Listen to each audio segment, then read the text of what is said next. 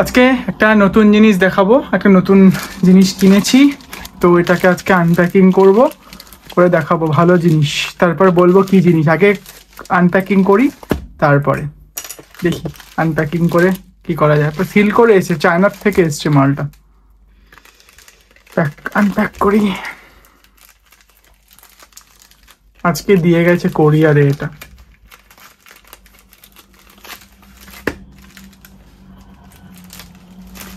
দেখি যেটা আমি চেয়েছি ওটা কিনা, আগে সেটা দেখি। চায়নার মাল তো, নো ওয়ারেন্টি নো গ্যারান্টি।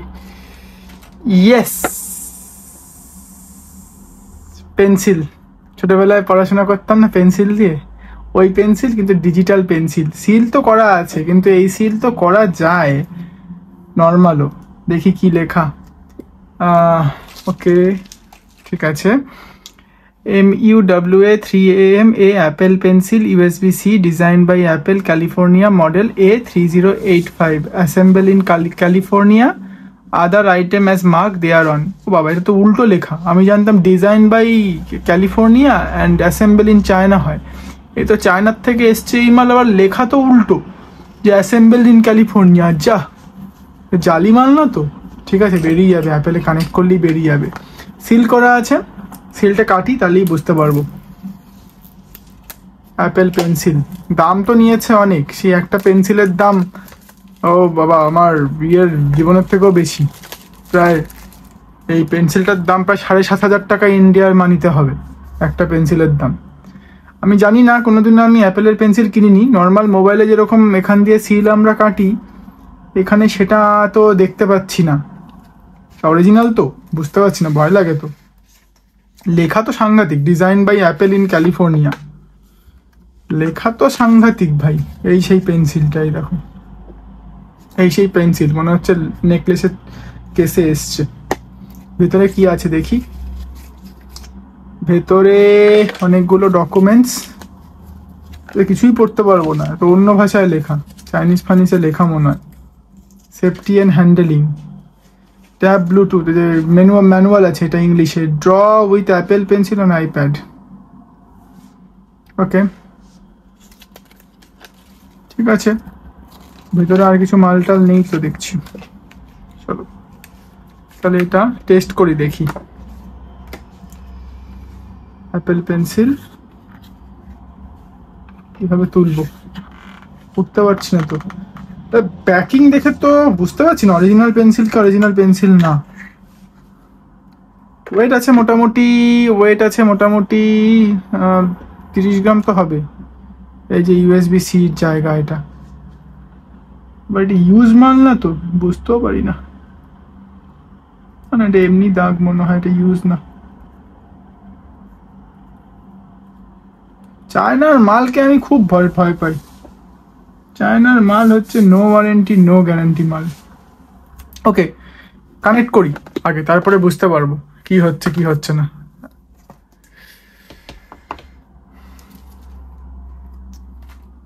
চলো, আইপ্যাড খুললাম, টাচ আইডি দেই। প্রথমবার আমি যা শুনেছি, এটাকে প্রথমবার কানেক্ট করতে হয় USB-C কেবল দিয়ে। তাহলে একবার ফার্স্ট টাইম তো কানেক্ট করতে হয়, তো ফার্স্ট টাইমটা কানেক্ট করতে হয় USB-C কেবল দিয়ে। Let's connect first.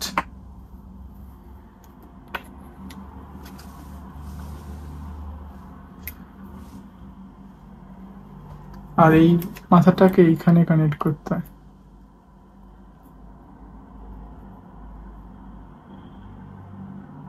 মা, কানেক্ট হচ্ছে না তো।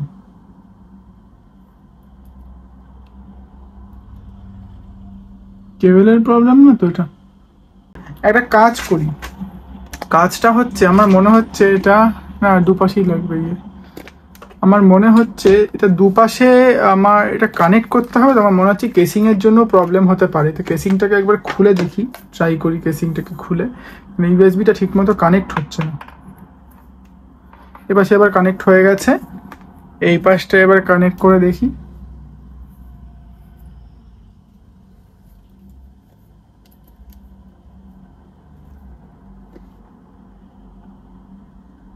এই অ্যাপেল পেন্সিল ডিটেক্ট করেছে, এই যে লেখা আছে অ্যাপেল পেন্সিল। ক্লিক যদি করি, এখানে কি আসছে দেখি। চার্জ ফাজ আছে তো, আবার দেখিনি কিছু নোটিফিকেশন এসছে। লেখা তো শুধু অ্যাপেল পেন্সিল, এবার তারপরে কি করতে হবে সেটা তো বুঝতে পারছি না। সেটিংয়ে যাই, সেটিংয়ে গিয়ে পেন্সিল কোথায় পাবো? Pencil, Apple pencil, only draw with Apple pencil scribble.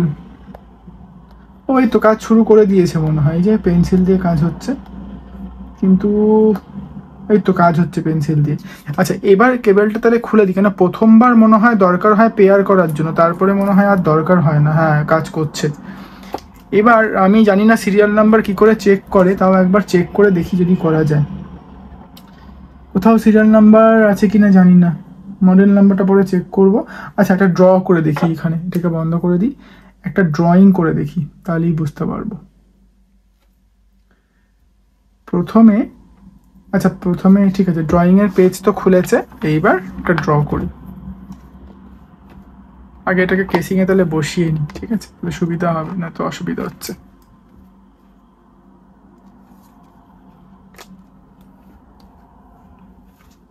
China মালে আমি একদম বিশাল ভয় পাই, নো ওয়ারেন্টি নো গ্যারান্টি মাল তো।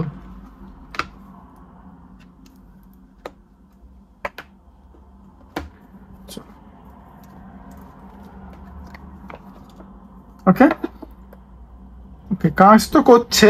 একটা ভালো পেন নেই, ভালো পেন চুজ করি একটা, হার্ড রাউন্ড। ওকে আচ্ছা, দেখতে হবে যে অ্যাপেলের পেন্সিলে কতগুলো জিনিস বোঝা যায় সুন্দর। যখন আমি ড্রয়িং বোর্ডে ক্লিক করব প্রিভিউ দেখা যাবে। এখানে কি প্রিভিউ দেখা যাচ্ছে? হ্যাঁ এই দেখুন প্রিভিউ দেখা যাচ্ছে।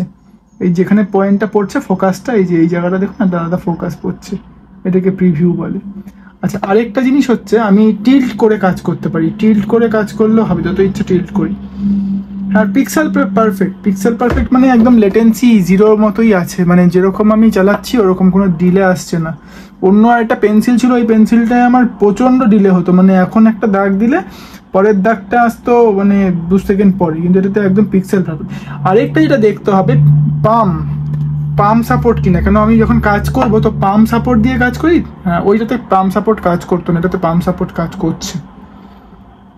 আচ্ছা তাহলে একটা জিনিস, একটা ড্র করি লাইন।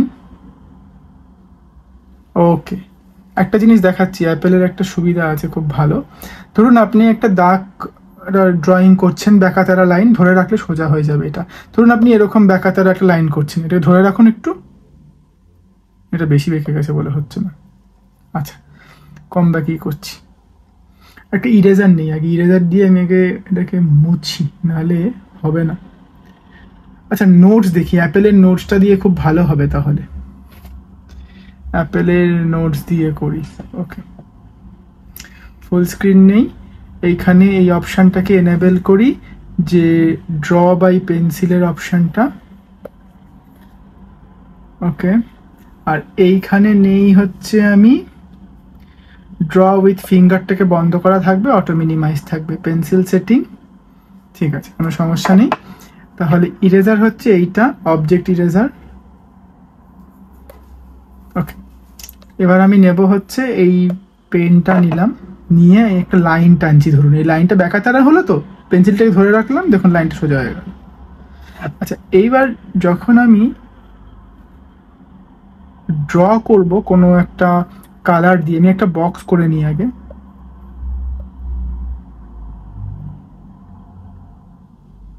ঠিক আছে এই বক্সে ধরে আমি পেন্ট যদি করি, পেন্ট করলে একটা কালার নেই, আর এখান থেকে নেই হচ্ছে আমি এই স্কেচ পেনটা নেই, আর এই কালারটা নেই। এবার এখানে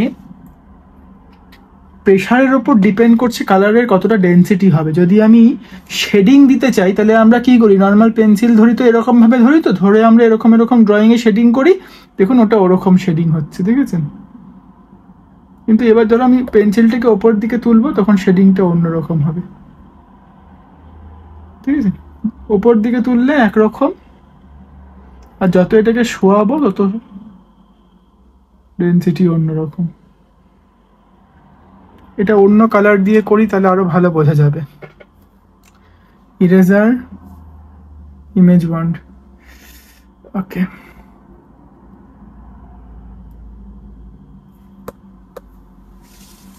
ইরেজার চুজ করি, অবজেক্ট ইরেজার। ওকে, তাহলে আমি এবার একটা কালার নিই, ইয়েলো নিই, ইয়েলো। এই কালারটা নেই, ইয়েলো আমার ফেভারিট কালার, মাঝে মধ্যে রেডও থাকে ফেভারিট কালার। ওকে, এইবার যদি আমি চুজ করি স্কেচ পেনটা, এই স্কেচ পেনটা নেই, নিয়ে ড্রয়িংটা ধরুন করছি।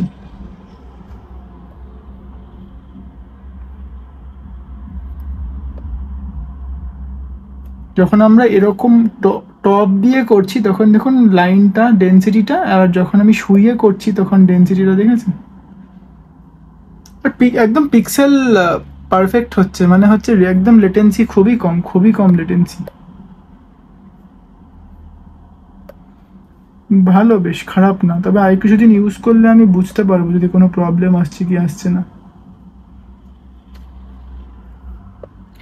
এটাতে প্রেশার সেন্সার নেই, যেটা প্রোটা আছে এটাতে পেন্সিল, শুধু শুধু পেন্সিল এটা।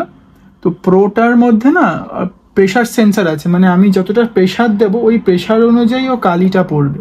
আচ্ছা, আমি যেটা দেখতে চাইছি, যেটার জন্য মেন কেনা, ধরুন আমার কিছু ম্যাথসের ইকুয়েশন করার আছে, তো জেনারেলি আমি কি করি, আমি না এটাকে এরকমভাবে খোলা রেখে ড্রয়িংটা করি। যখন একটা পেন নেই, এটা কি কালার, সাদা তো, ঠিক আছে। ধরুন আমি একটা ম্যাথসের ইকুয়েশন করছি, 192.168.1.254, ওকে। আর লেফট হ্যান্ডের আমি থাম্ব দিয়ে এটাকে স্ক্রল আপ স্ক্রল ডাউন করি, আর তারপরে যখন এক্সপ্লেন করি ফর্মুলা তখন আমি x equal to y square এরকমভাবে করি। এর মধ্যে ম্যাথামেটিক্যাল ইকুয়েশনও আছে খুব ভালো, যেরকম ধরুন 2 + 2 =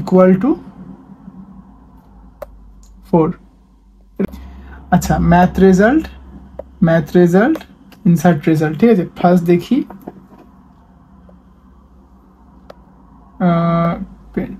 2 + 2 = 4, ওকে। 92 + 92 = 184। 10 - 101 = -91। একদম ইকুয়েশন চলে আসবে, আর ক্যালকুলেটর লাগবে না। কাজ তো ভালো করছে, ঠিক আছে। এবার দেখা যাক এটা আমার রিয়েল লাইফে কিরকম কাজ করে। ঠিক আছে, নতুন জিনিস দেখালাম। জীবনের থেকেও দাম বেশি অ্যাপেল পেন্সিলের। এখানে রাখার জায়গা আছে, এখানে একটা ম্যাগনেটিক জায়গা আছে, এই জায়গাটা, এখানে অটোমেটিক আটকে যাবে পেন্সিলটা। দেখাচ্ছি কিরকম ভাবে। এটাকে যদি খুলে নেই, খুলে নিলে কি হবে, এই পেন্সিলটাকে যখন আমি এরকম ভাবে রাখবো, এটা ম্যাগনেটে আটকে গেল, এই যে ম্যাগনেটে আটকে গেল, এটা আর পড়বে না। কিন্তু এইখানে প্রো পেন্সিলটা হলে চার্জও হয়ে যেত অটোমেটিক, কিন্তু এটাতে যেহেতু প্রো না, তার জন্য এটা চার্জ হবে না। আমার দরকার নেই, মানে প্রো নিতে গেলে আমাকে আরও খরচা করতে হবে, 5,000 টাকা 6,000 টাকা খরচা করতে হবে। কী দরকার একটা পেন্সিলের পেছনে? আমি নটরাজ পেন্সিল ছোটোবেলায় ইউজ করতাম, 2 টাকা করে কিনতাম। এই একটা পেন্সিল নিলে তার দামই 7,000 6,500 8,000 টাকা দাম পড়লো। ঠিক আছে, সবাইকে দেখালাম, ভালো লাগলে জানাবেন কেমন লাগলো। এরকম টুকটাক জিনিসপত্র কিনলে আবার দেখাবো। দামি জিনিস না খুব একটা, তাও দেখাবো, অসুবিধা নেই। থ্যাংক ইউ, ভালো থাকবেন সবাই।